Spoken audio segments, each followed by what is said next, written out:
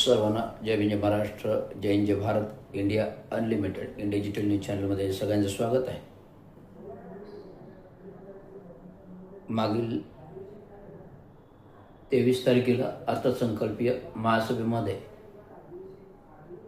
माननीय आयुक्त सौरवराव यांनी जो अर्थसंकल्प सादर केला 6,221 कोटीचा, या अर्थसंकल्पामध्ये ज्या अंतर्भूत योजना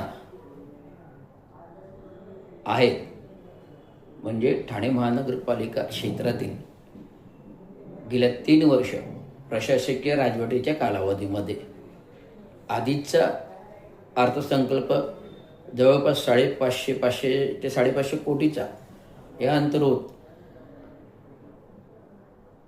जी आधी जी प्रस्तावित कामे जी झालेली आहेत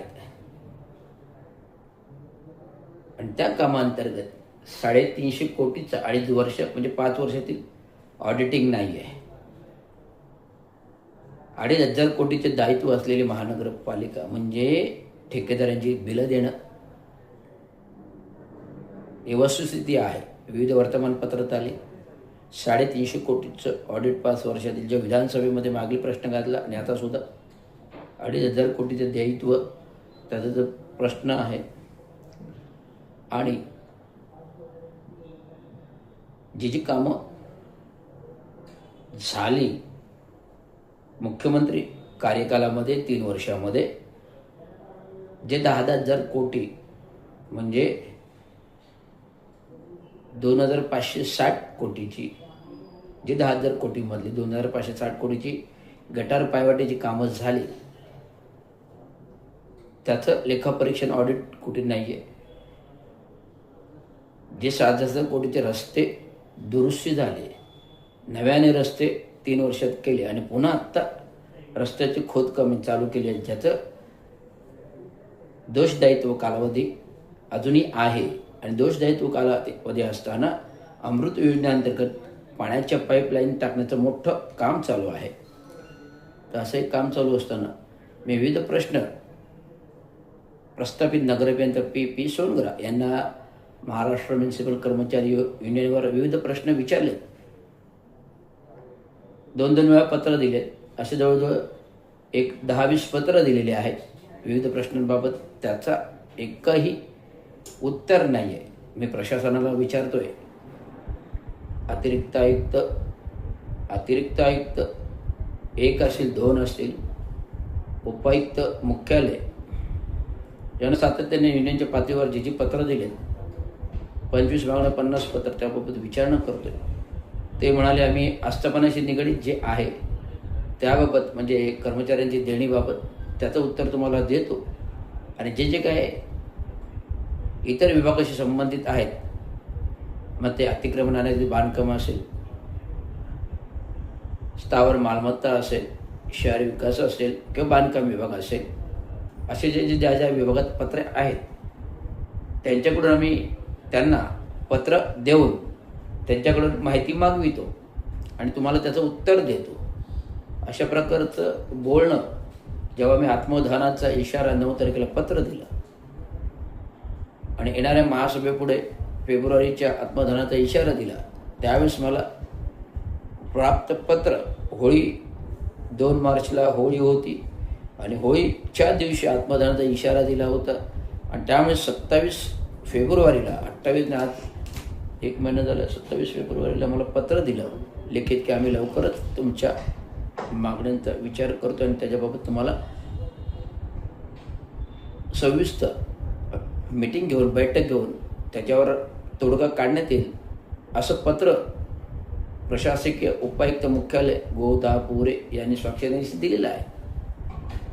कर्मचाऱ्यांच्या 10, 20, 30 ठरावाची अंमलबजावणी आणि 7वा वेतनाचा फरक जो लावून धरला आत्मधनाच्या मागच्या महासभेत सुद्धा, आता आजच्या महासभेत सुद्धा मी आंदोलनाला बसलो होतो आणि मागच्या आंदोलन पुन्हा आवाज कर्मचाऱ्यांचा होता.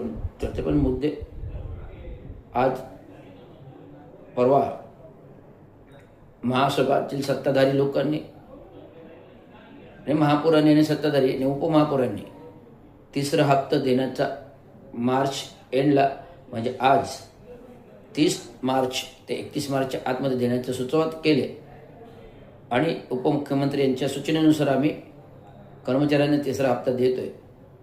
तर याच्यामध्ये उपमुख्यमंत्री, माजी मुख्यमंत्री आणि आताचे उपमुख्यमंत्री यांचा कोणता सहभाग नाही आहे.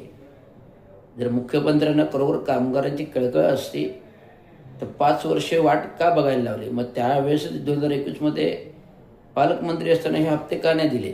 अभिजित बांगरने सुचवलं की 1 वर्षात देतोय, मग 1 वर्षात का नाही दिले? मग 5 वर्षे का लागले?